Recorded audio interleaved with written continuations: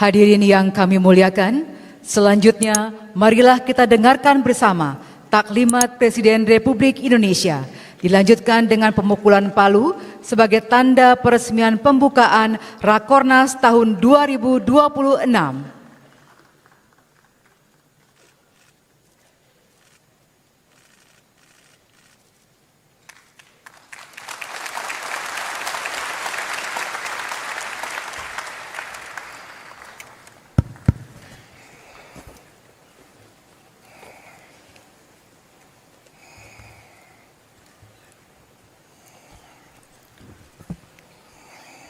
Bismillahirrahmanirrahim. Assalamualaikum warahmatullahi wabarakatuh.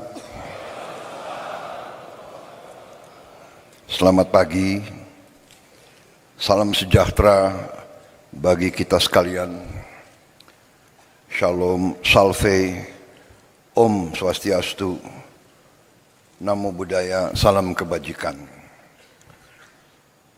Yang saya hormati Wakil Presiden Republik Indonesia, Saudara Gibran Rakabuming Raka, Menteri Dalam Negeri, sebagai penyelenggara kegiatan, Jenderal Polisi Purnawirawan Muhammad Tito Karnavian, para Menteri Koordinator, para Menteri, Kepala Badan, Jaksa Agung, Kapolri, Panglima TNI, Kepala BIN, para penasihat khusus Presiden, Ketua Dewan Ekonomi Nasional, Ketua KPK, para Wakil Menteri, Wakil Kepala Badan, dan seluruh anggota Kabinet Merah Putih yang hadir. Yang saya hormati dan saya banggakan, seluruh kepala daerah setanah air yang hadir, para gubernur, para wakil gubernur, para bupati, para wakil bupati, para wali kota, para wakil wali kota, dari seluruh penjuru tanah air yang hadir pada siang hari ini. Para pimpinan DPRD tingkat provinsi, pimpinan DPRD tingkat kabupaten dan kota, DPR Papua dan DPR Aceh yang saya hormati, para eselon 1 kementerian dan lembaga, para Panglima Kodam, Komandan Kodairal, Panglima Kodau, para Kapolda, Kajati dan Kabinda dari seluruh tanah air yang hadir, para Komandan Korem, Komandan Lanal, Pangkalan TNI AL, Komandan Lanut, Pangkalan TNI AU, Komandan Kodim, Kapolres dan Kajari dari seluruh Indonesia yang saya hormati dan saya banggakan. Para Kepala Badan Pusat Statistik tingkat provinsi dan kabupaten kota yang saya hormati dan sebagainya. Yang saya hormati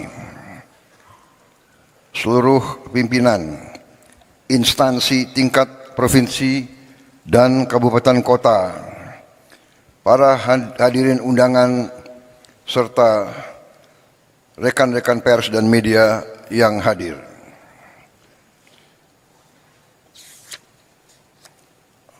Pertama-tama, sebagai insan yang bertakwa, marilah kita tidak henti-hentinya memanjatkan puji syukur kehadirat Tuhan Maha Besar, Maha Kuasa bagi umat Islam Allah Subhanahu wa Ta'ala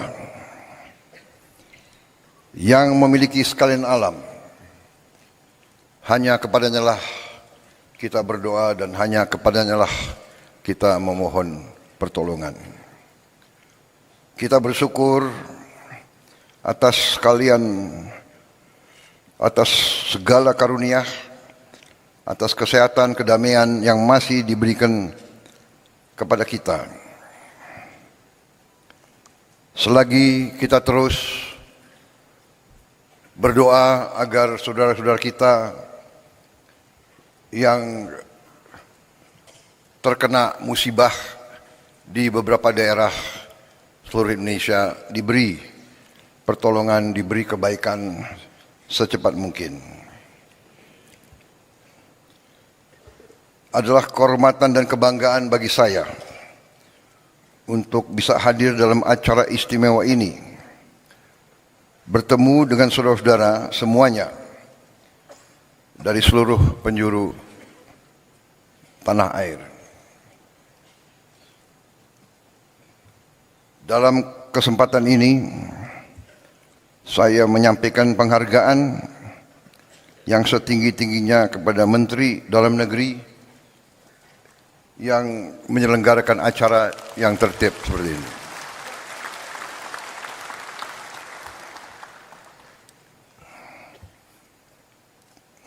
Hati saya bergetar melihat, mendengar dan merasakan semangat saudara-saudara sekalian.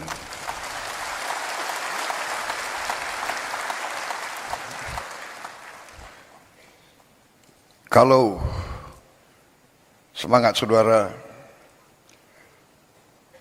sungguh-sungguh berasal dari kalbu saudara-saudara sekalian yang paling dalam, masa depan bangsa kita, saya yakin aman dan saya yakin kita akan berhasil.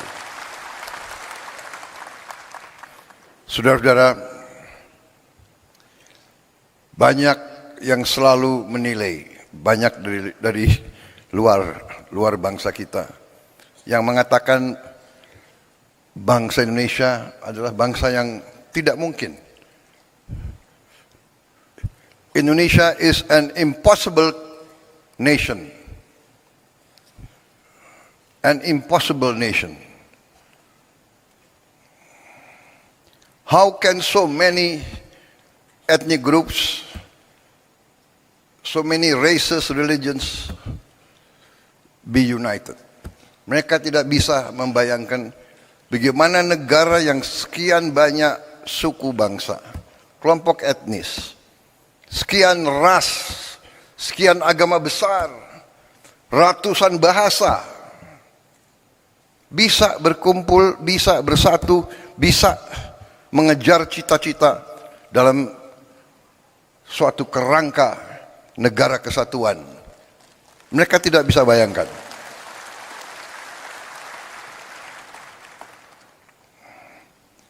Dan terus terang aja, kita sebagai pemerintahan dari tingkat terpusat sampai tingkat paling dekat sama rakyat, kita harus faham benar peran kita, tugas kita sebagai pemerintahan, sebagai pimpinan rakyat. Bangsa kita, rakyat kita adalah rakyat yang baik, rakyat yang ingin hidup dalam ketenangan dan dalam keadaan harmonis. Mereka berharap, bahkan mereka mendambakan selalu pemimpin yang baik, pemimpin yang adil, pemimpin yang jujur, pemimpin yang bekerja untuk kepentingan rakyat semuanya, bukan segelintir orang. Bahkan mereka tidak suka pemimpin yang hanya memajukan kepentingan pribadinya saja. Ini saudara-saudara adalah harapan semua rakyat kita. Dan hari ini bagi saya adalah suatu kesempatan yang baik bahwa saya bisa bertatap muka dengan hampir bisa dikatakan 99% pemerintah Republik Indonesia dari tingkat pusat sampai tingkat daerah. Saudara-saudara, saya katakan tadi kita dianggap negara yang tidak mungkin. The impossible country, the impossible nation. Tapi kita juga harus jadi pemimpin yang tidak lugu. Kita harus jadi pemimpin yang waspada. Kita harus jadi pemimpin yang mengerti, yang tahu situasi. Kita harus jadi pemimpin yang mengerti sejarah kita, yang mengerti latar belakang bangsa kita, yang mengerti sejarah Nusantara, yang mengerti sejarah daerah-daerah, yang mengerti sejarah Nusantara dari Sabang sampai Merauke. Kita harus paham bahwa ratusan tahun kita ini diintervensi, diganggu, bahkan dijajah. Ini harus kita ngerti, kita harus paham.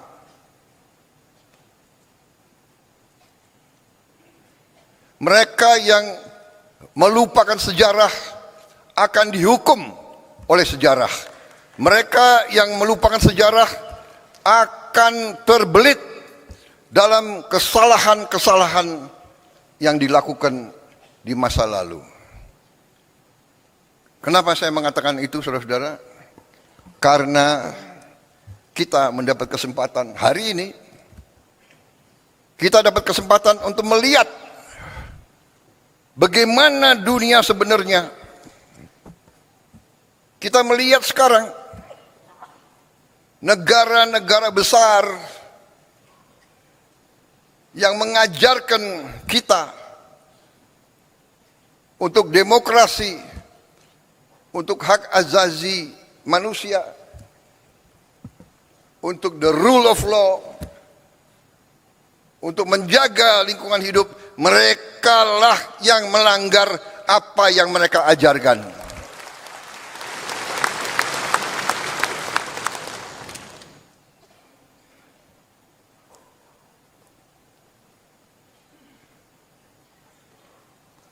Puluhan ribu wanita, orang tua, anak-anak tidak berdosa dibantai, dan banyak negara yang diam.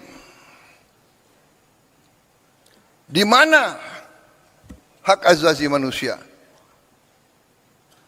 Di mana demokrasi yang mereka ajarkan? Karena itu, saudara-saudara, kita sebagai pemimpin, kita harus waspada, kita harus mengerti. Saudara-saudara sekalian, perjuangan bangsa yang puncaknya ada dalam proklamasi 17 Agustus 1945 dan dalam penyerahan kedaulatan kepada kita yang kita rebut dengan darah, dengan keringat, dan dengan air mata. Kita rebut melalui perjuangan ratusan tahun di semua daerah. Negara ini yang sekarang, saudara-saudara, yang sekarang ada dalam kendali kita, dibangun atas pengorbanan rakyat yang sangat besar. Karena itulah kita tidak boleh lupa bahwa adanya kita adalah untuk berbakti, mengabdi kepada rakyat kita. Ini hal yang selalu mudah kita ucapkan, tapi harus kita buktikan. Saudara-saudara, Karena itu, saya ingin dalam taklimat saya menyampaikan beberapa hal. Yang pertama, saudara-saudara, bahwa karena sejarah kita, ya, karena kita pernah dijajah, karena kita pernah mengalami pemerintahan penjajah yang imperialis dan rasialis, bahwa kita, rakyat kita, pribumi kita pernah dianggap lebih rendah dari anjing. Anak-anak muda sekarang tidak merasakan. Saya masih melihat prasasti. Yang saya lihat satu prasasti tahun 76. Saya ulangi, tahun 78. Tahun 78, 28 tahun setelah kedaulatan kemerdekaan masih ada prasasti di kolam renang Manggarai waktu itu. Sayang mungkin dibongkar. Kadang-kadang kita tidak menghormati sejarah kita. Situs-situs bersejarah dibongkar. Ini para kepala daerah harus memikirkan. Saya mau tanya, di mana stasiun RRI yang digunakan oleh Bung Tomo waktu pertempuran 10 November? Apakah masih ada? Di mana situs-situs Majapahit? Saya dengar ada beberapa yang sudah jadi pabrik. Saudara-saudara. Jadi saudara-saudara, dengan masalah itu, saya ingin juga mengatakan bahwa kita sampai di sini hari ini melalui perjuangan yang lama dan melalui kepemimpinan presiden-presiden dan pemerintahan-pemerintahan yang terlebih dahulu. Presiden dengan pemerintahan, dengan para gubernur, para bupati, yang terdahulu, semuanya telah menyumbang, semuanya telah berkontribusi terhadap kehadiran kita hari ini. Ini saya tidak mengatakan ini sebagai suatu kata-kata indah, ini saya yakini. Karena itu saya selalu mengajak, apapun perbedaan kita, karena kita berbeda, pasti kita berbeda suku, kita berbeda ras, mungkin kita berbeda agama, kita berbeda aliran pemikiran politik.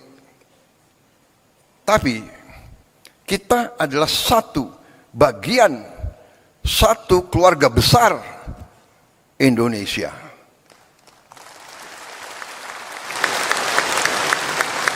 Dan kita bersyukur,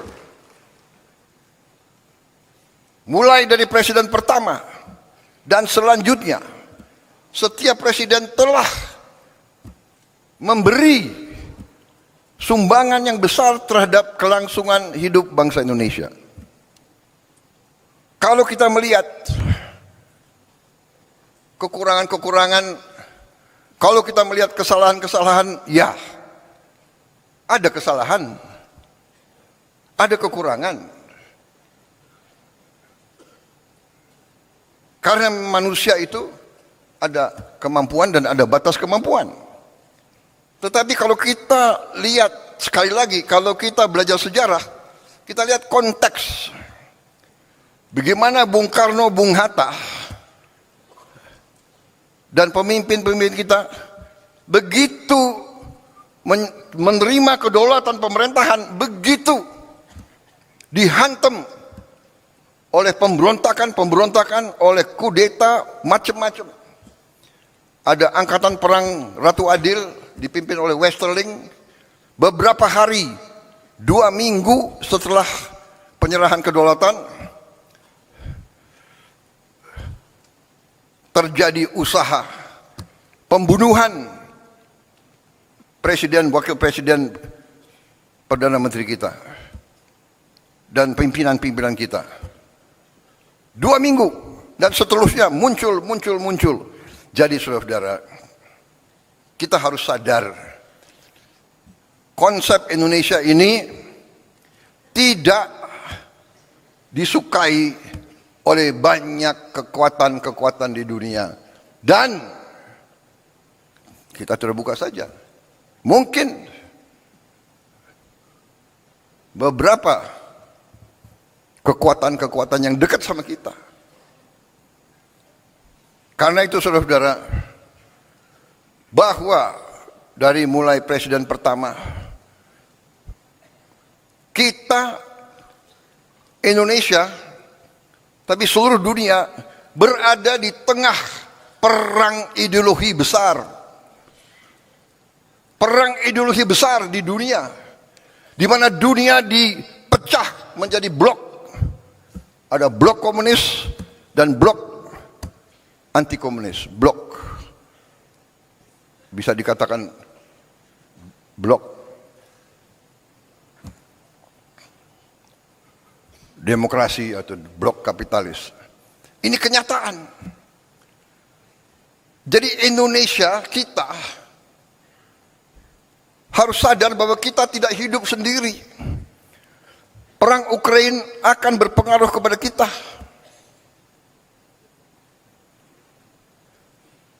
Peristiwa di Gaza berpengaruh kepada kita. Saudara-saudara. Jadi saudara-saudara, ini yang saya ingin sampaikan ke seluruh barisan pemerintahan. Marilah kita waspada. Marilah kita mengerti tantangan-tantangan yang ada di dunia ini. Saudara-saudara, saya baru pulang dari Eropa. Saya ketemu tokoh-tokoh dunia. Saya hadir di Davos. Puluhan kepala negara hadir. Hampir semua merisaukan pecahnya perang dunia ketiga. Kita di sini menghadapi tantangan, ya, perubahan iklim mengakibatkan kita menerima banyak bencana dan sebagainya. Tapi sekarang di tingkat dunia mengkhawatirkan akan terjadi perang dunia ketiga. Saudara-saudara, ada simulasi. Kalau terjadi perang dunia ketiga, nuklir, kita yang tidak terlibat saja pasti kena. Kita akan kena partikel-partikel radioaktif. Mungkin ikan-ikan kita nanti akan terkontaminasi semua. Akan terjadi nuclear winter. Karena debunya akan menutup matahari. Dan menutup mataharinya tidak 1 tahun, tidak 2 tahun, tidak 3 tahun. Para ahli mengatakan bisa winternya itu puluhan tahun. Ini yang dibicarakan di dunia. Karena itu saya jalankan sebagai mandataris, meneruskan warisan pendiri-pendiri bangsa kita. Saya menjalankan politik luar negeri yang menganut tetap garis kita bebas aktif, tapi non-aligned, non-block. Kita tidak akan ikut fakta militer manapun.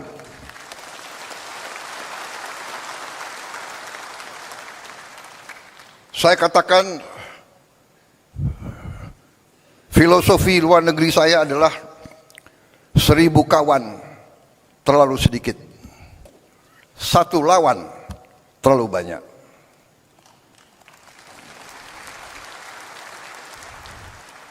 Satu lawan, apalagi 1 musuh. Itu garis kita. Tapi kita mengerti semua. Ya, kita mengerti semua. Kalau kita sungguh-sungguh mau non-blok, kalau kita sungguh-sungguh mau tidak terlibat dalam fakta, kalau kita sungguh-sungguh mau bersahabat sama semua, berarti kita sendiri. Kalau kita diancam, kalau kita diserang, tidak akan ada yang bantu kita, saudara-saudara.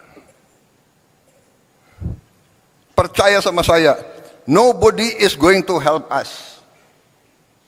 Karena itu dari awal Bung Karno mengatakan kita harus berdiri di atas kaki kita sendiri. Dan Panglima Besar kita yang pertama, Panglima Besar Sudirman mengajarkan kepada kita harus percaya kepada kekuatan kita sendiri. Saudara-saudara, dengan segala hormat kepada para pakar yang pandai dan pintar, yang punya banyak gelar, saya hormati mereka. Tapi dunia ini adalah keadaan nyata, bukan keadaan ideal. Saya selalu mengingatkan, mengajarkan, yang berlaku di dunia ini sekarang adalah yang kuat akan berbuat apa yang mereka kehendaki. Yang lemah akan menderita. Itu yang kita lihat hari ini. Kita lihat di mana-mana. Jadi saudara-saudara, tugas saya sebagai presiden, sebagai pemegang kepercayaan rakyat yang disumpah, saya harus menjaga bangsa ini. Saya harus menjaga rakyat ini.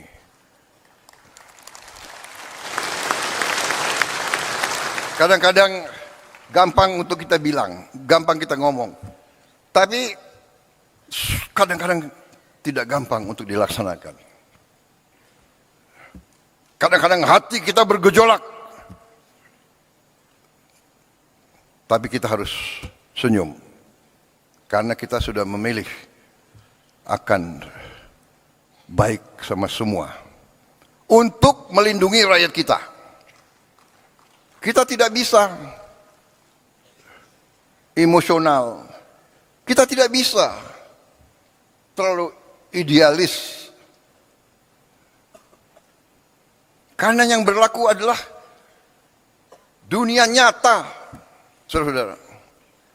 Karena kita tidak mau perang, kita harus siap untuk perang. Kita tidak niat mengancam siapa, tapi selalu mereka ganggu kita. Kenapa saudara-saudara? Karena Indonesia, Nusantara kita, semua pulau-pulau kita adalah kaya dengan sumber daya alam yang luar biasa. Karena inilah negara-negara Eropa ratusan tahun ke kita. Negara-negara di utara ke kita. Mereka ke kita ratusan tahun, Belanda, Portugis, Spanyol, Prancis, Inggris, Jepang, Mongol. Mereka ke sini bukan untuk wisata.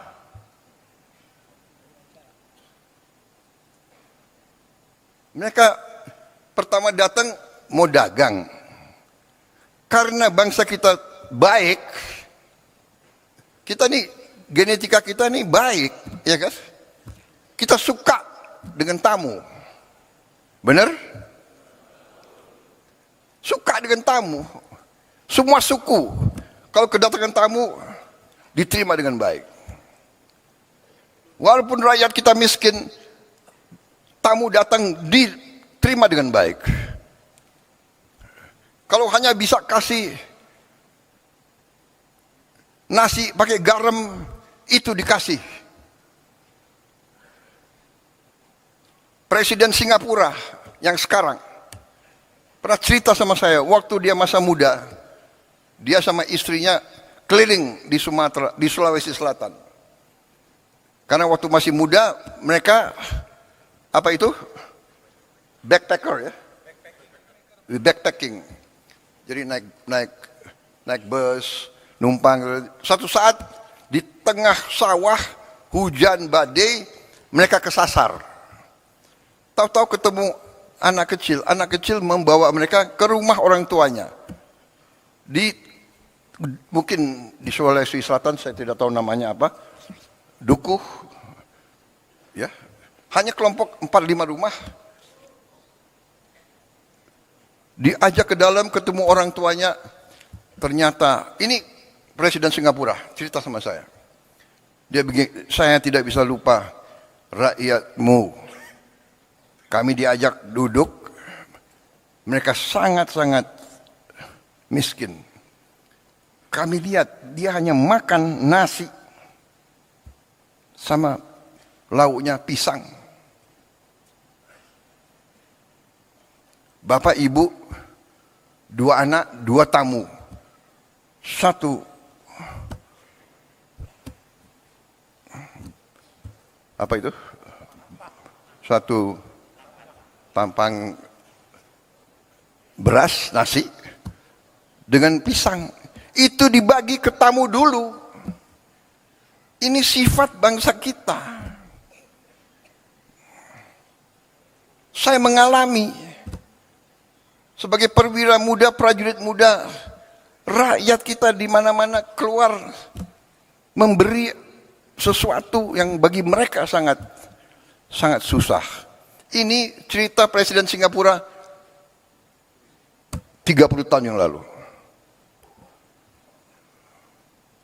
Sekarang rakyat kita masih banyak yang hanya makan nasi, mungkin dengan daun singkong, mungkin hanya dengan garam. Saudara-saudara sekalian, karena itu kita hormati semua pendahulu, tapi kita harus faham bahwa kita masih menghadapi kesulitan.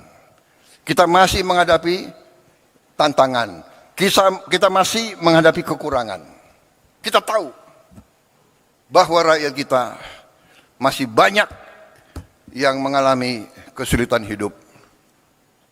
Sekarang para ahli ekonomi, ya, ada istilah desil 1, desil 2, desil 3, desil 4 dan sebagainya. Dan kita ini kadang-kadang takut bicara apa adanya. Nggak mau kita mengakui. Kita nggak mau bilang miskin, nggak enak. Prasejahtera.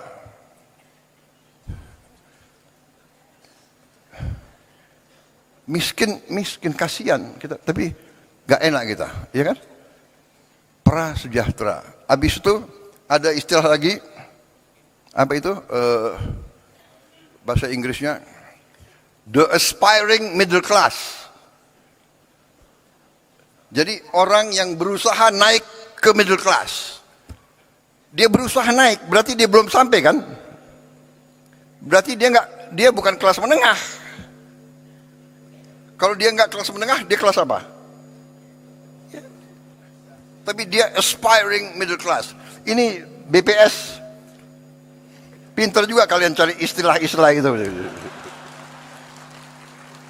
Tapi saya mengerti, saudara tidak mau turunkan moral bangsa Indonesia. habis itu the aspiring middle class, habis itu ada yang rentan miskin. Gimana rentan miskin? Gimana? Iya kan? Rentan miskin. Habis itu miskin, baru sangat miskin. Saudara-saudara, kita harus berjuang bersama-sama, semua unsur, semua tingkatan, semua latar belakang, semua partai manapun, kita harus bersatu. Kita harus berjuang menghilangkan kemiskinan dari bumi Indonesia.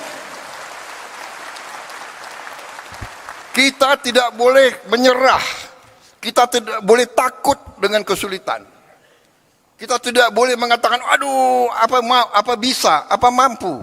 Karena di sini banyak kelompok. Ada kelompok-kelompok, apa bisa, apa mampu.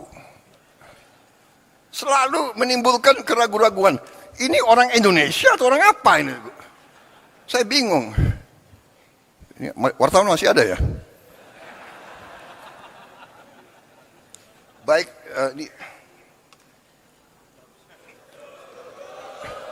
enggak, ini baru pembukaan.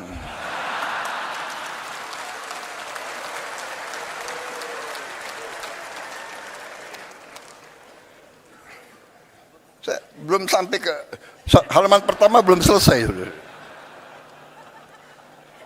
Jadi saudara-saudara, ya, kita tidak boleh menyerah sebelum bertanding.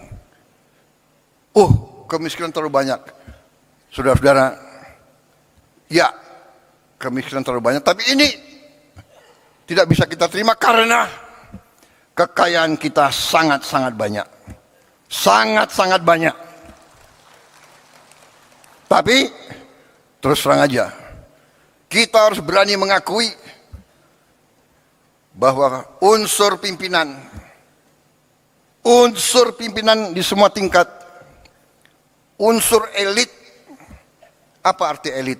Elit itu ya pemimpin, elit ya di atas.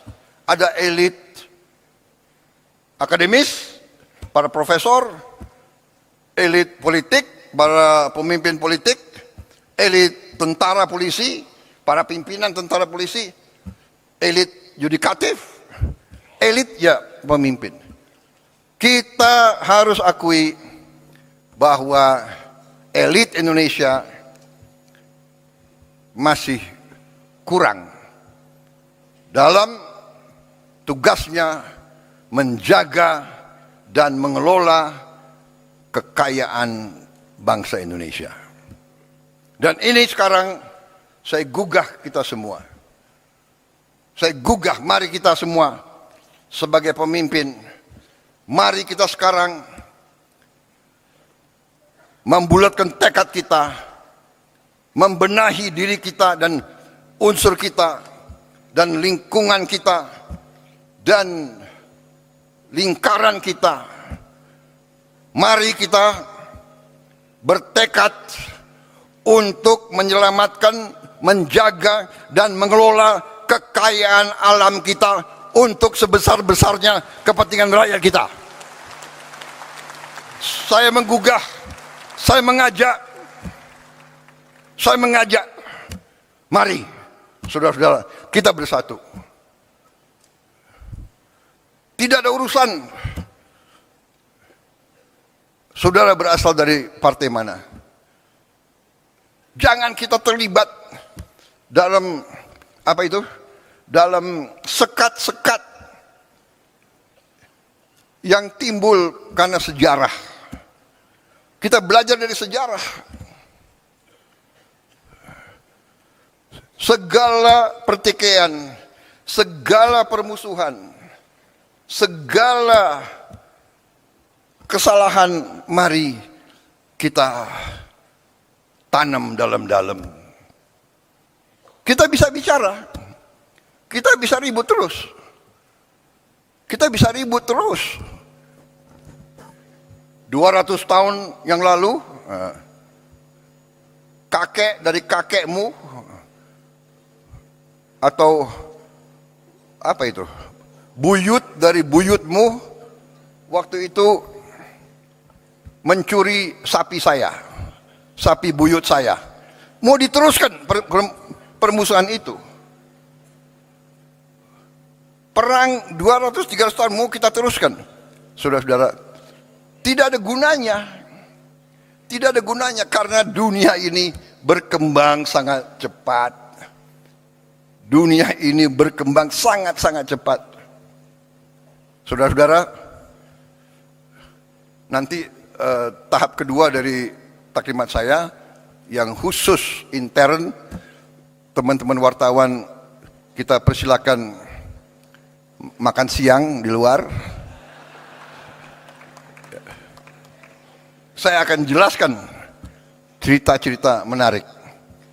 Intinya saudara-saudara sekarang, intinya saya dipilih, sekarang saya akan bekerja untuk seluruh rakyat Indonesia. Saya tidak akan tanya, ini gubernurnya partai mana ya? Dulu milih calon nomor 1, nomor 2, atau nomor 3. Saya nggak akan tanya. Buktinya, saya kalah di Sumatera Barat, benar? Tapi tetap MBG sampai ke Sumatera Barat. Tetap Koperasi Merah Putih. Tetap kita bangun, kita rehabilitasi Sumatera Barat. Saya juga kalah di Aceh kan? Tapi tetap kita bangun Aceh habis-habisan. Nggak ada. Tidak boleh ada permusuhan, tidak boleh ada sakit hati. Kalah menang biasa, karena kita mengabdi untuk bangsa dan rakyat Indonesia.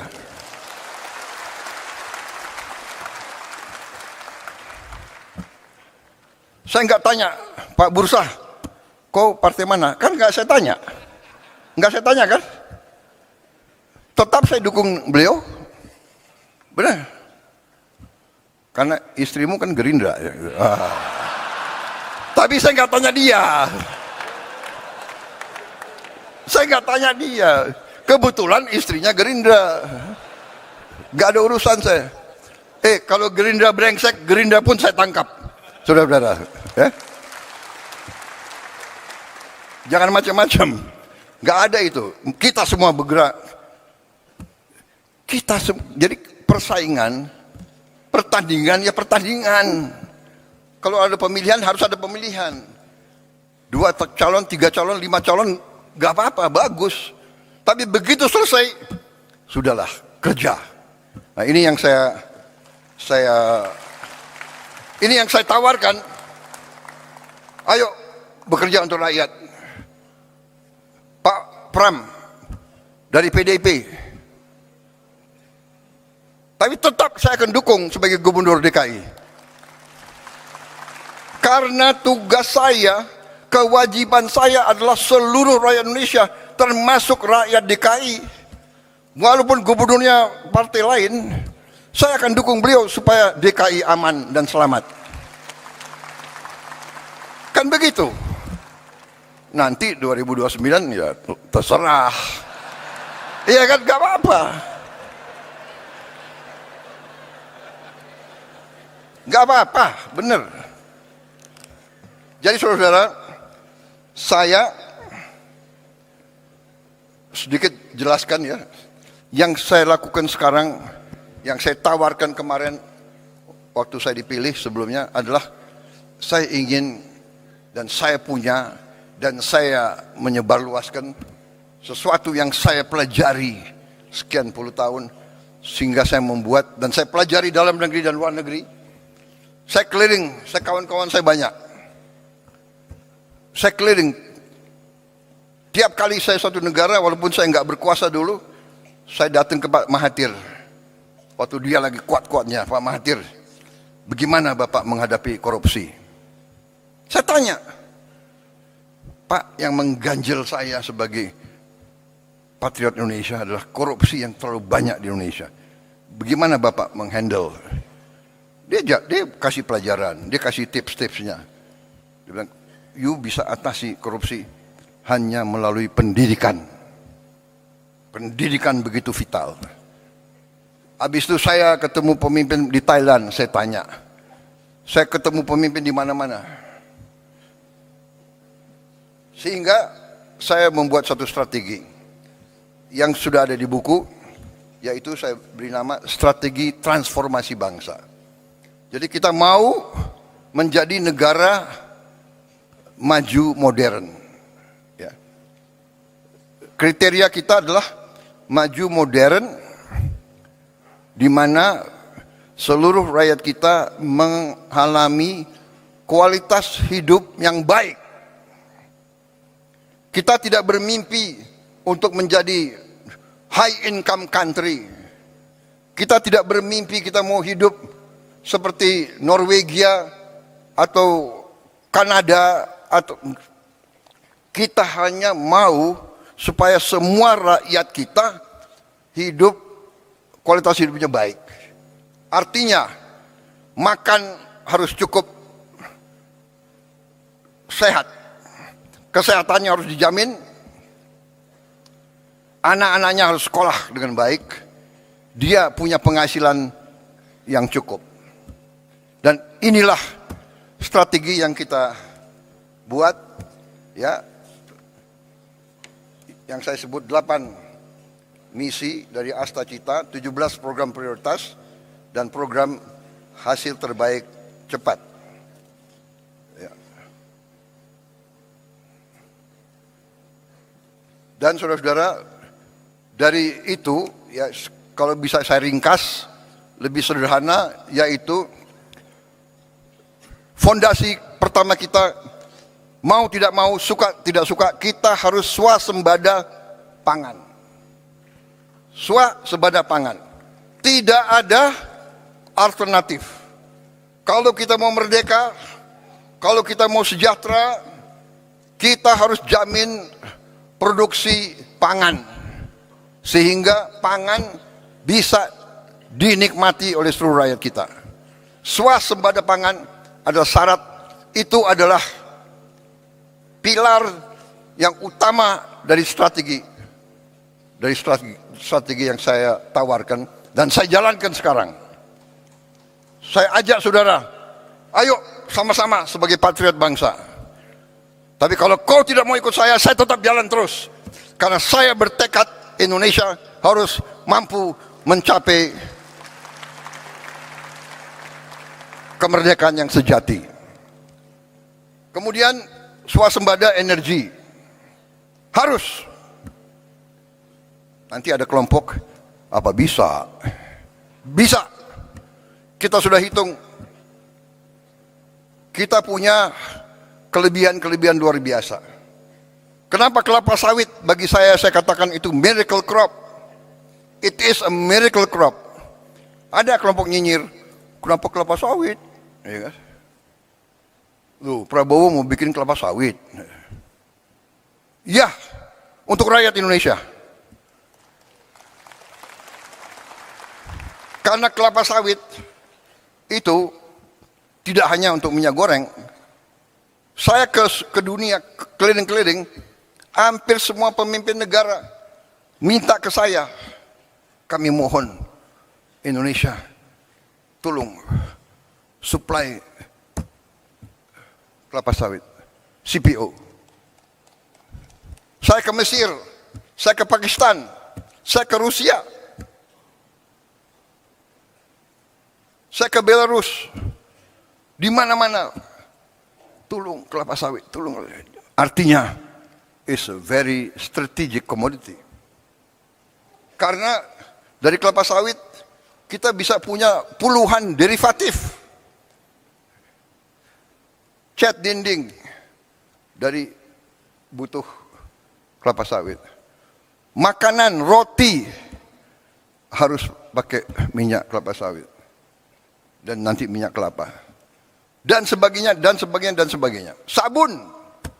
Berapa miliar rakyat dunia harus mandi tiap hari. Kecuali yang malas mandi.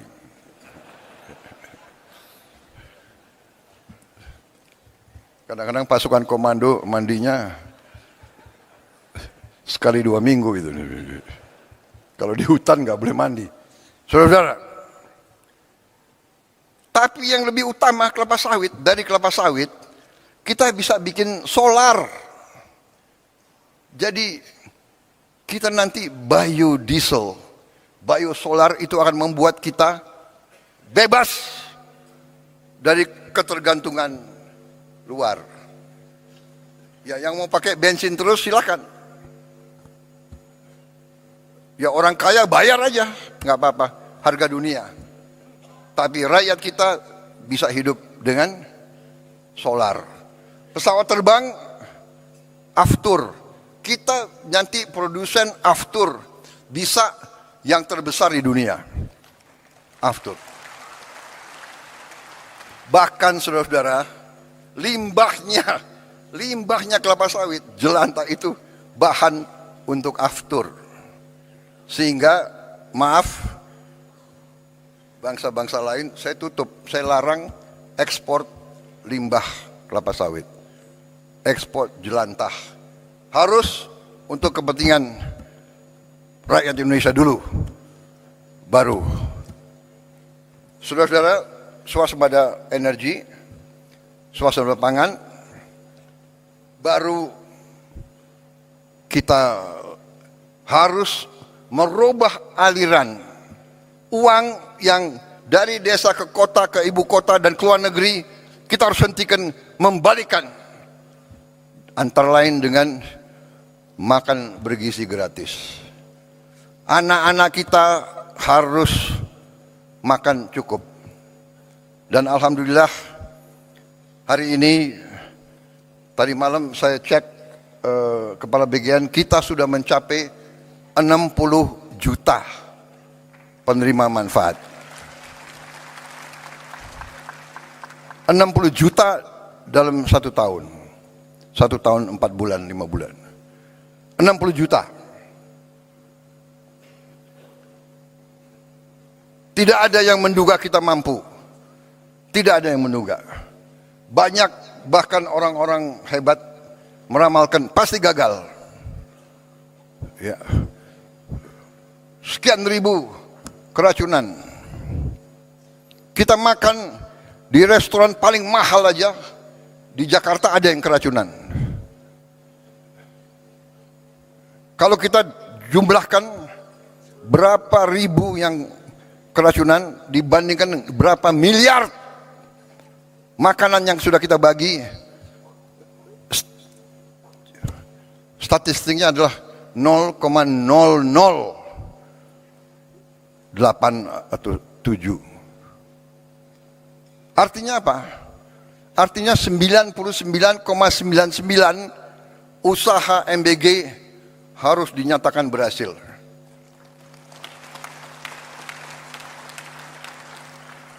Saya tidak mengerti. Ya, mungkin dasarnya adalah menganggap lawan politik, apa saja dibuat harus diserang, harus dijelek-jelekan. Ya inilah usaha kita untuk menjelaskan. Tetapi saya hanya ingin beritahu saudara-saudara, saya baru 1 hari yang lalu, para ahli pakar dari White House sedang mempelajari MBG kita ini. Sedang mempelajari MBG kita sendiri. 3 bulan, 4 bulan yang lalu saya terima rombongan dari Rockefeller Institute datang ke saya dan dia mengatakan makan bergizi gratis itu adalah investasi yang terbaik yang bisa dilakukan oleh suatu negara.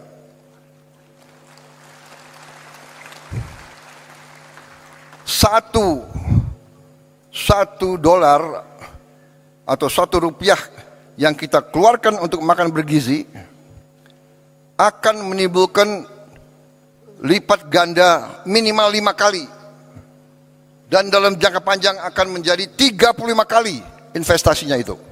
Saudara-saudara, ada kecenderungan para orang pintar kita lebih percaya orang asing daripada bangsanya sendiri. Jadi, ya, cek aja ke Rockefeller Institute. Karena mereka nggak akan percaya dengan orang-orang ini. Saya nggak ngerti. Saya nggak ngerti mereka itu pemikirannya kayak apa. Tapi tetap harus kita ajak bicara. Saudara-saudara, saya nanti, saudara mungkin 2-3 minggu lagi, ya kalau saya bicara di sini saya harus bertanggung jawab. Ini media, ini cover saya. Banyak lagi nunggu. Kalau bisa, wah ini blunder apa lagi Prabowo akan bicara gitu. Iya kan? Sorry ya.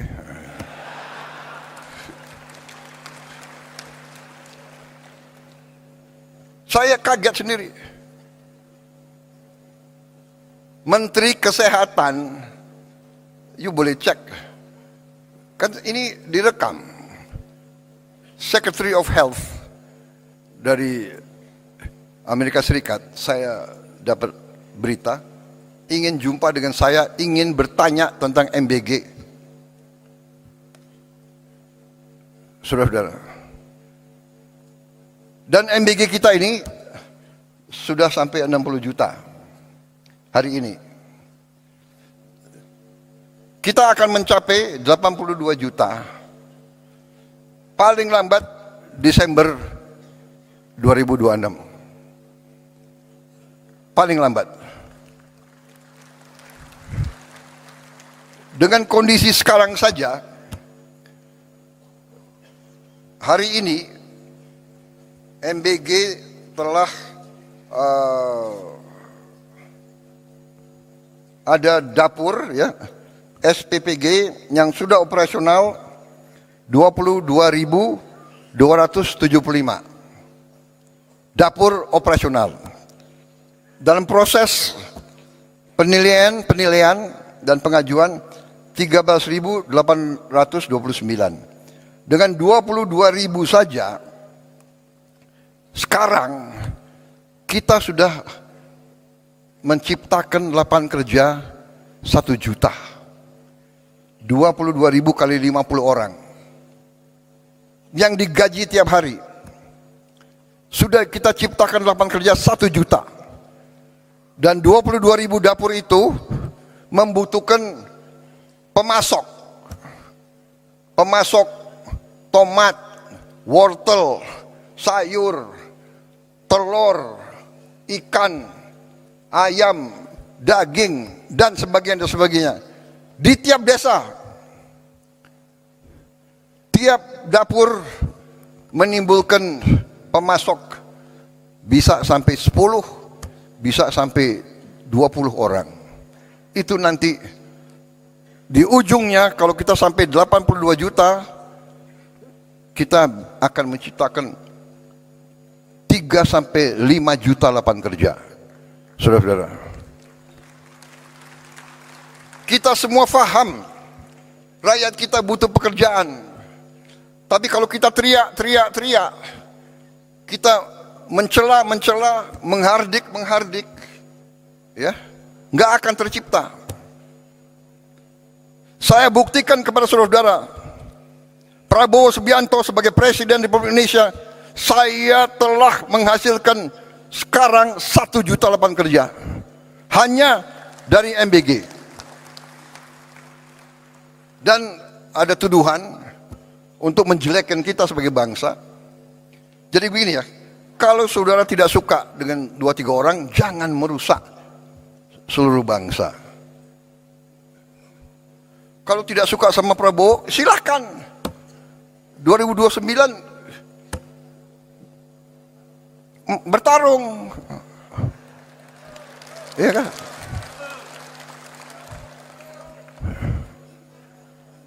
Sedikit-sedikit mau demo. Demo boleh. Tapi dia tidak berharap demo, dia berharap kerusuhan. Dan kerusuhan itu mencelakakan bangsa dan negara.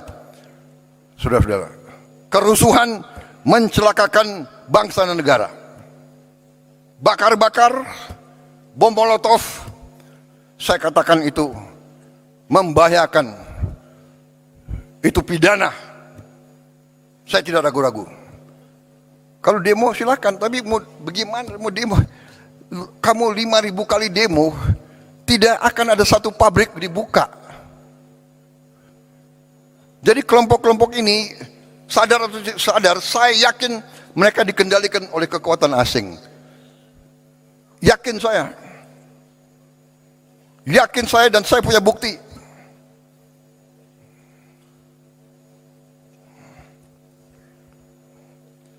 Dan saya menghimbau mereka, hai warga negara Indonesia, apakah kau tidak kasihan sama rakyatmu?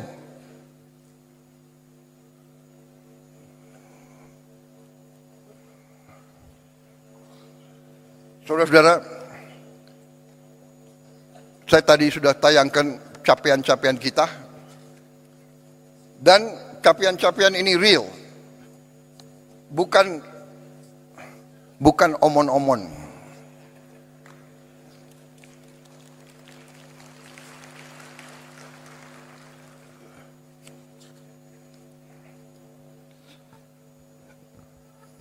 Kita telah bentuk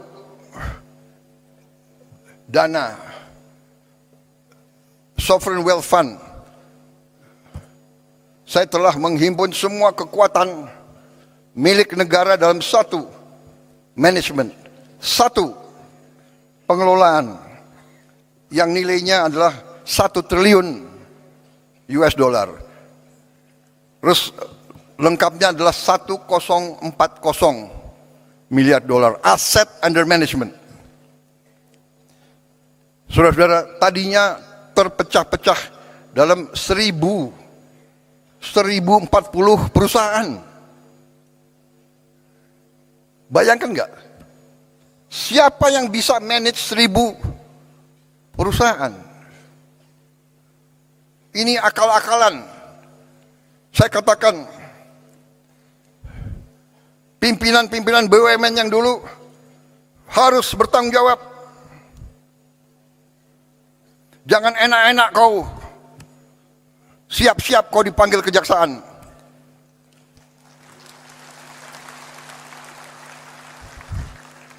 Kan mereka ngejek, Prabowo itu hanya bisa ngomong di podium aja. Oh ya? Ya tunggu aja panggilan. Lu jangan nantang gue lo. Saya hanya takut sama rakyat Indonesia dan Tuhan Maha Besar. Saya hanya takut itu. Dan kita semuanya harusnya itu.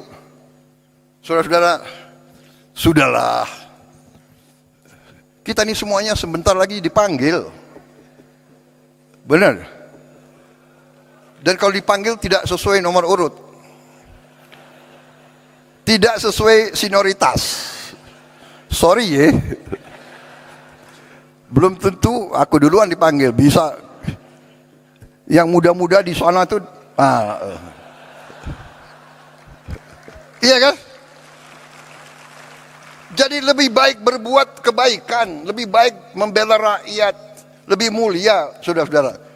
Pasti nggak benar. Saudara-saudara, saya paling kasihan kalau saya lihat ada tokoh atau kawan atau siapa yang diborgel, ya kan? Pakai baju apa itu? Baju oranye ya? Oranye kan? Pakai warna oranye ya kan? Kasihan anak istrinya. Sekarang ini sudahlah saudara-saudara ya. Macam-macam ada, digital ada apa, susah sudah. Saudara-saudara, kita tadi saya sudah katakan kita sudah mencapai 60 juta penerima manfaat tiap hari. Ibu hamil kita antar makanan. Coba tanya di dunia ini. Saudara-saudara kita nih sekarang jadi role model. Kita mau dipelajari. Ibu hamil diantar makanan. Orang lansia, orang tua yang hidup sendiri diantar makanan. Kasih lihat, kasih tahu saya negara mana. Dan saudara mungkin ada yang percaya nggak? Tapi nanti saya juga kaget loh. Kok White House mempelajari makan bergizi kita ini. Saudara-saudara, kita sudah mencapai total makan yang kita produksi 3 miliar ya. 3,7 miliar. Kalau nanti 82 juta penerima manfaat, kita akan mencapai secara matematik minimal 17 miliar makan yang kita produksi. Saudara-saudara, 70 juta rakyat kita sudah dicek kesehatan gratis. Pertama kali dalam sejarah. Dan yang kita ketemukan hasilnya ya lumayan menantang. Nanti beberapa bulan lagi akan kita wujudkan minimal 28.000 koperasi di tiap desa. Dan koperasi itu koperasi yang operasional, punya gudang, punya cold storage, dan akan punya 2 truk masing-masing koperasi. Tidak akan ada panen yang tidak terjual. Dulu menunggu siapa yang mau ambil. Tengkulaklah, perantaralah, sekarang tidak. Koperasi bisa ngirim sendiri hasil panennya. Kalau belum bisa dijual, dia simpan dalam gudang. Dia punya gudang sendiri. Dan kita akan bikin desa-desa nelayan dan proyek-proyek perikanan sehingga rakyat kita akan dapat ikan seger, protein yang harganya mungkin setengah dari daging. Tiap keluarga Indonesia harus makan lauk protein tiap hari. Itu cita-cita pemerintah Republik Indonesia. Itu cita-cita saya. Dan saudara bisa lihat hasil-hasil kita yang lain. 282.180 sekolah telah menerima interaktif flat panel. Tahun ini sudah selesai. Hampir semua sekolah, termasuk yang terluar dan yang terpencil, yang tertinggal, sudah menerima. Di pulau-pulau terpencil, di gunung-gunung tertinggi, mereka sudah punya panel interaktif. Kemarin di Aceh dan di beberapa bagian ada yang rusak karena banjir, kita akan ganti segera. Tahun ini kita akan lengkapi, kita harap ini cukup untuk 1 kelas tiap sekolah. Tahun ini saya tujuannya adalah tiap sekolah minimal dapat 2 lagi, minimal. Sehingga nanti dapat 3 kelas. 3 ruang kelas. Mudah-mudahan 4 ruang kelas. Akhir 2008-2009, setiap ruang kelas di seluruh Indonesia akan punya interaktif digital panel. Artinya apa? Kita bisa mengajar dari Jakarta. Sekolah-sekolah yang gurunya kurang, yang guru matematiknya kurang, guru bahasa Inggris kurang, guru fisika, guru biologi, kita bisa menerima pengajaran dari pusat interaktif. Saya sebetulnya nanti ujungnya saya bisa lihat ruang kelas gurunya ada atau tidak.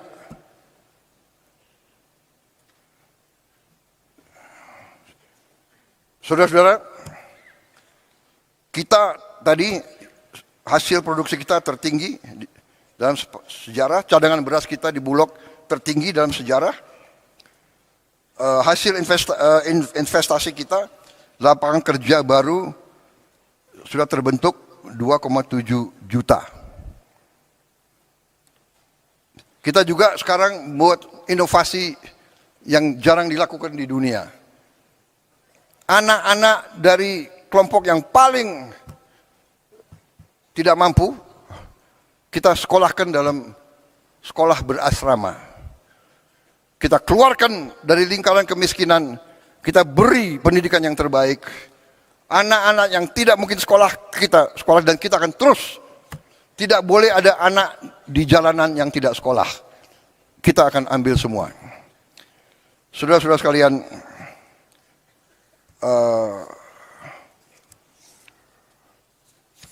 Saya kira sudah, nanti yang salah satu program kita yang sangat strategis adalah kampung nelayan. Ada 12 juta kampung nelayan, kita akan modernisasi. Setiap kampung nelayan akan kita bikin jetty, dermaga kecil. Kita juga beri pabrik es, kita juga beri cold storage, dan kita bantu kapal-kapal ikannya. Kapal ikan yang 5 GT, beberapa, nanti kapal ikan yang lebih besar, 30 GT, kita harap tiap desa akan dapat satu. Artinya apa? Nelayan-nelayan kita bisa melaut lebih lama, penghasilan mereka naik, dan kita sudah punya pilot project di Biak yang telah terbukti meningkatkan hasil petani hampir 60% peningkatannya. Saudara-saudara, demikian adalah hasil-hasil kita. Baru sekelumit, masih banyak lagi hasil kita, tapi itu highlight ya. Kita telah berbuat banyak. Yang paling strategis nanti saya kira adalah Danantara. Sekarang kita tidak ke luar negeri minta-minta investasi. Kita mengajak. Dan kita punya kemampuan sekarang. Jadi tadi saya sampaikan pokok-pokok yang harus kita mulai, kita laksanakan adalah hilirisasi. Hilirisasi tahun ini ada 18 proyek hilirisasi prioritas 2026. Industri smelter aluminium, industri stainless steel slab, industri oleoresin, industri ikan filet tilapia, modul surya terintegrasi, industri gasifikasi batubara, industri copper rod, wire and tube, industri oleo food, kelapa sawit, industri karaginan, rumput laut, industri bayu aftur dari jelantah, industri aspal, industri besi baja, industri nata de coco, MCT, dan tepung kelapa. Dari kelapa kita akan bangun kilang minyak. Masa minyak kita kirim keluar ke kilang minyak, habis itu kita import lagi, ya kan? Industri mangan sulfat, industri chemical grade alumina, industri klor alkali plant, oil storage tanks. 18 proyek ini akan ciptakan 276.000 lapangan kerja berkualitas dengan investasi rupiah 618 triliun. Ini tahun ini akan kita mulai. Tapi sebelum itu saya ingin sampaikan kepada para kepala daerah bahwa masalah bangsa ini sekarang adalah juga yang sangat krusial adalah masalah sampah.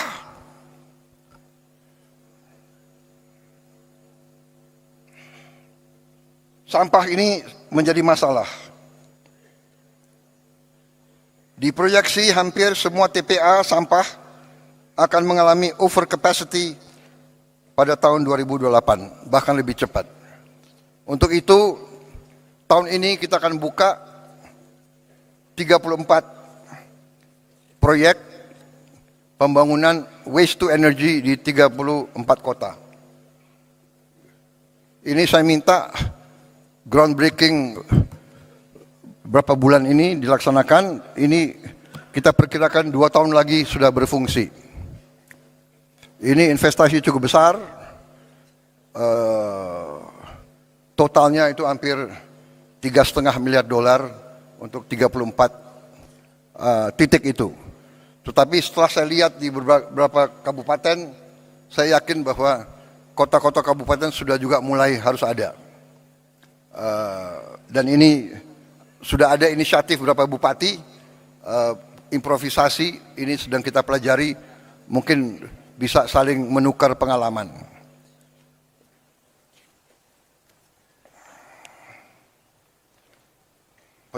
Penyelesaian masalah sampah, kita perlu kerjasama antara pemerintah pusat dan pemerintah daerah, tapi kita tidak boleh menunggu. Karena itu, bila perlu, demi kepentingan rakyat, pemerintah pusat yang akan memimpin. Saudara-saudara sekalian.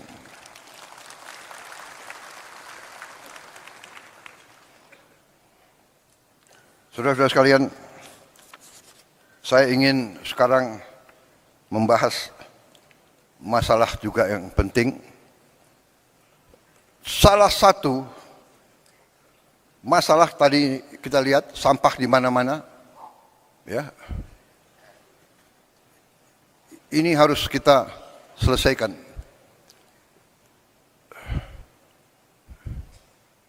Ini tidak bisa dengan caci maki, teriak-teriak, mengejek, ya kan?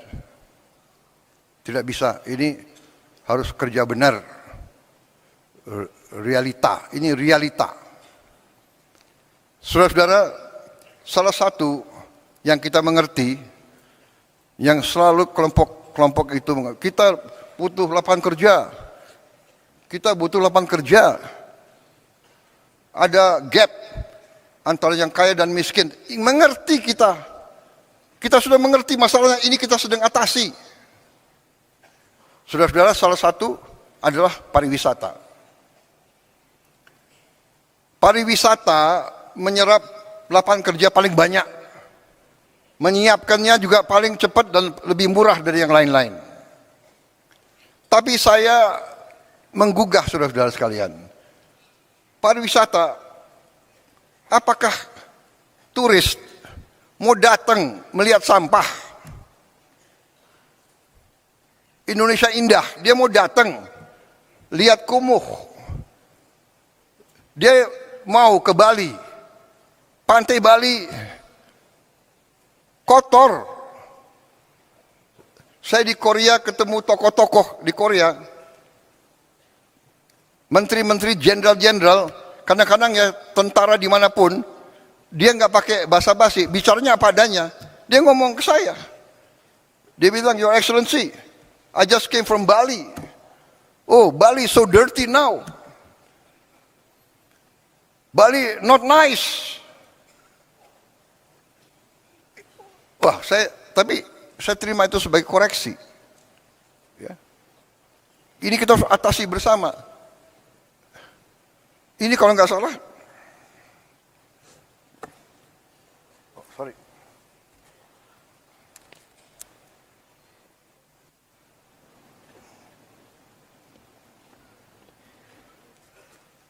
sebetulnya saya sudah memenuhi syarat sebagai lansia. Jadi pakai kacamata nggak apa-apa ya. Nah, ini maaf ya, gubernur, bupati dari Bali ini real loh. Bali bulan Desember 2025. Ini pantai Bali. Bagaimana turis mau datang ke situ lihat sampah?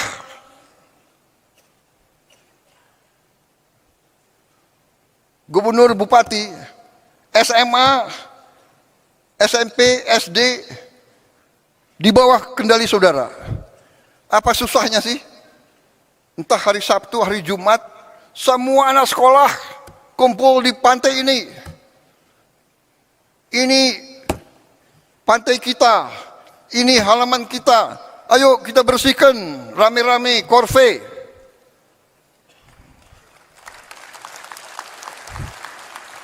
Apa salahnya? Kalau bupati dan gubernur tidak bisa saya perintah, Dandim, Danrem, saya perintahkan kau, ya, gerakan anak buahmu, korve, tiap hari atau tiap berapa hari, korve, korve, korve. Kepolisian, kerahkan korve, korve, korve.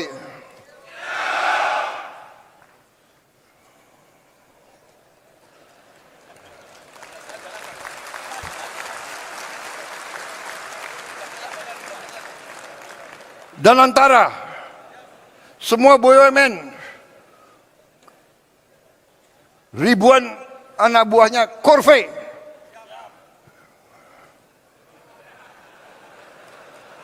Saya tidak mau lihat plastik atau sampah di sekitar kantor-kantor BUMN.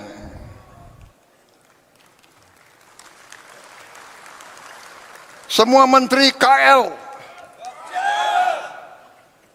sebelum masuk kantor minimal setengah jam bersihkan lingkunganmu. Benar ya? Jangan siap-siap tidak.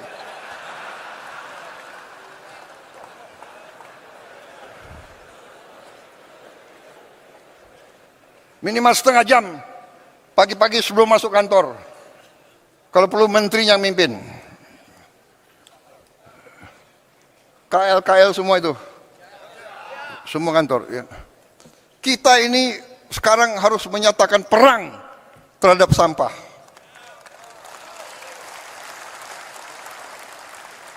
Bagaimana Bupati, Wali Kota? Ini untuk rakyat kita. Sampah itu bencana, sampah itu penyakit. Kita akan berbuat, kita akan dukung, saudara-saudara. Ya.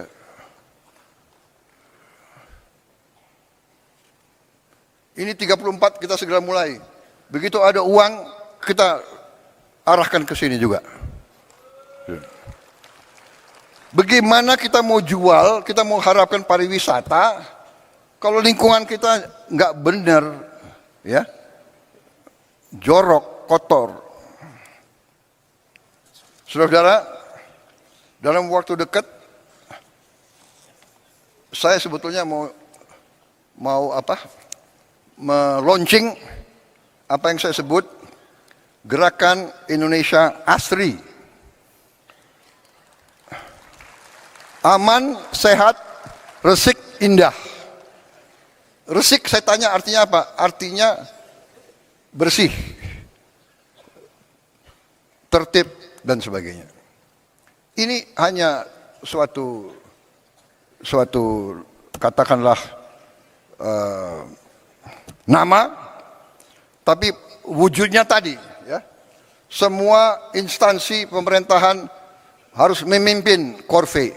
Anak sekolah nggak apa-apa. Pagi-pagi 10 menit, 15 menit, setengah jam. Kalau ratusan ribuan itu cepat itu.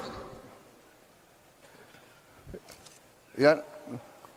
Modalnya nanti apa? Modalnya gerobak-gerobak, truk-truk, sampah dan sebagainya. Kemudian salah satu dalam rangka indah, saya lihat saudara-saudara, semua kota kecamatan, hampir semua desa kita sekarang, maaf ya, terlalu banyak genteng dari seng. Seng ini panas untuk penghuni, seng ini juga bekarat. Jadi tidak mungkin Indonesia indah kalau semua genteng dari seng. Maaf, saya tidak tahu ini dari dulu industri aluminium dari mana ya. Maaf, bikin yang lain-lain deh. Saya ingin semua atap Indonesia pakai genteng.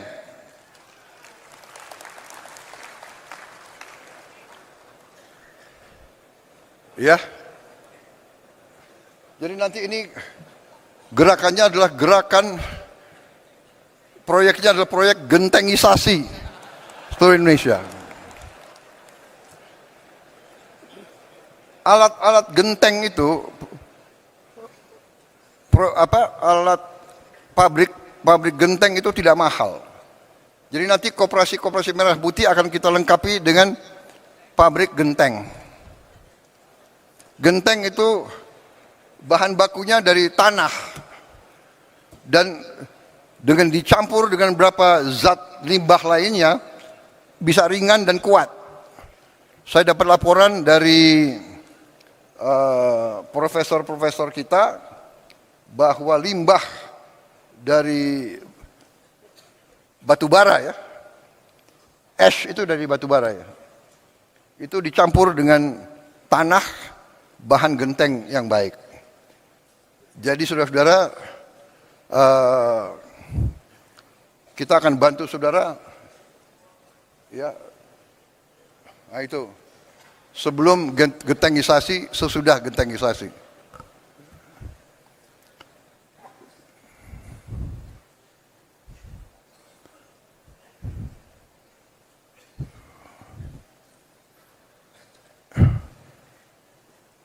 Ini serius ya.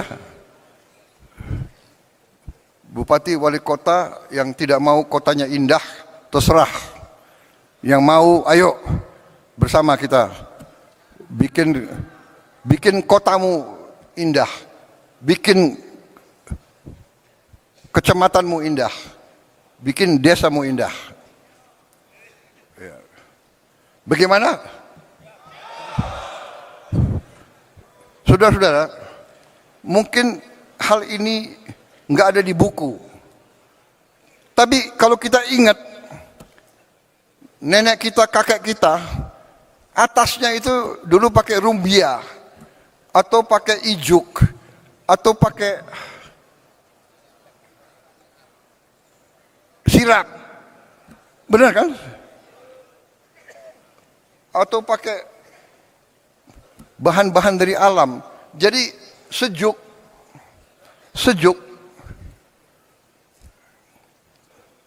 Dulu desa ibu saya di Minahasa itu pakai rumbia semua, sejuk. Sekarang seng. Jadi saudara-saudara, saya mengajak, ini sangat penting. Turis dari luar untuk apa didatang melihat seng berkarat? Karat itu lambang degenerasi.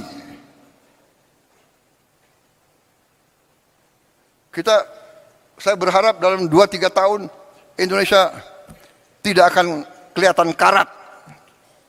Karat adalah lambang degenerasi, bukan lambang kebangkitan. Indonesia bangkit, Indonesia harus kuat, Indonesia harus indah, rakyat kita harus bahagia. Saudara, saya kira ini dulu untuk tahap pertama.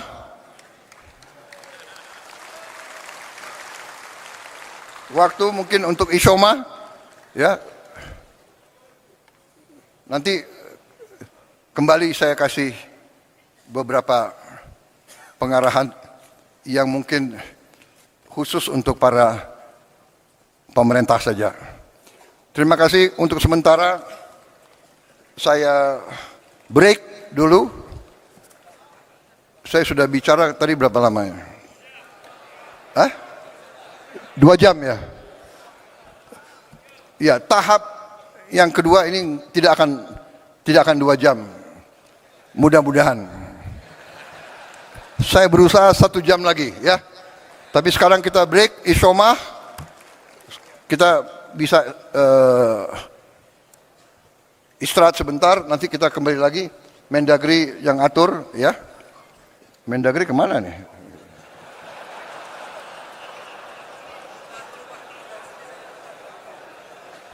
Oh, sekarang saya harus buka. Saya buka. Oh ya, ini ada. Pakai apa? Oh.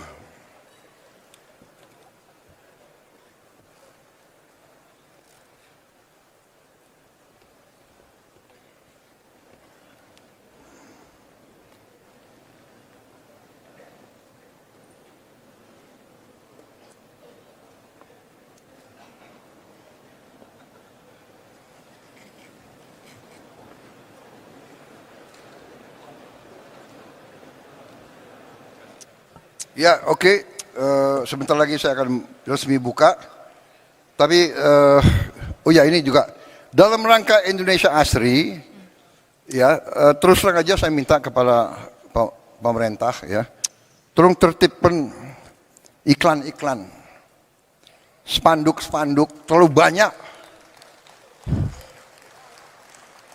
Kalau saya ke Balikpapan dan saya ke Banjarmasin, hampir nggak berbeda. Spanduk. Kalau saya naik ke Hambalang, spanduk. Ayam goreng, pesen satu, dapat satu free. Kenapa harus besar-besar sih? Turis datang nggak mau lihat spanduk. Bogor itu dulu kota paling indah. Kota paling indah, Bung Karno lebih senang di Bogor daripada Jakarta. Dari dulu aku pingin tinggal di Bogor, akhirnya jadi presiden ya tinggal di Bogor. Saudara-saudara, terlalu banyak spanduk, baliho, iklan. Tolong ditertibkan. Ajak bicara pengusaha, Kadin, HIPMI, ya kan? Asosiasi pengusaha, bicara sama mereka. You bikinlah iklan apa tuh, jangan terlalu, iya kan, orang ke Bali lihat, aduh, orang ke Bali ingin lihat Bali, dia tidak ingin lihat Kentucky Fried Chicken besar-besar, McDonald's, ya kan, jalan-jalan protokol ditertibkan lah, ya kan. Ajak bicara baik-baik. Kalau kau mau buka bengkel apa, bukalah bengkel tapi depannya ya sopan gitu ya. Ini untuk kita semua. Kabel-kabel listrik seliwan. Ya.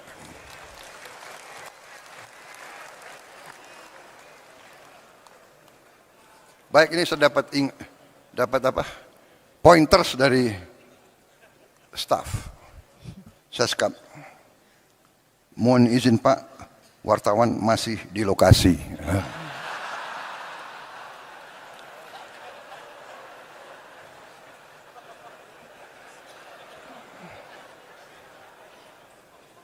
Supaya saya nggak bicara macam-macam lah gitu. Kalau bicara Indonesia harus asri, boleh kan? Baik, terima kasih. Kita break dengan mengucap Bismillahirrahmanirrahim.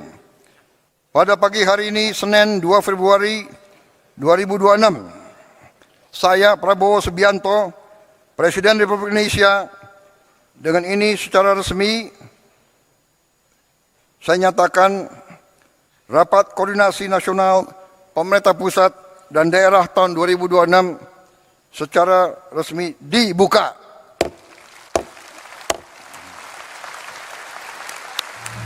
Terima kasih.